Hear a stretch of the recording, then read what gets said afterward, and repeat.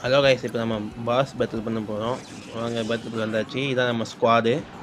இந்த 2 பேர் கூட தான் இப்போ நம்ம ஃபைட் பண்ண போகிறோம். ஒன்று வந்து இந்த ஒன் பீஸ் பவுண்டிஸ் கேம் பற்றி ஃபுல் வீடியோ நம்ம சேனலில் இருக்குது. பார்க்காதவங்க போய் பாருங்கள். மறக்காமல் சேனலையும் சப்ஸ்கிரைப் பண்ணிக்கோங்க. சரி, இப்போதைக்கு பேட்டில் என்ஜாய் பண்ணலாம்.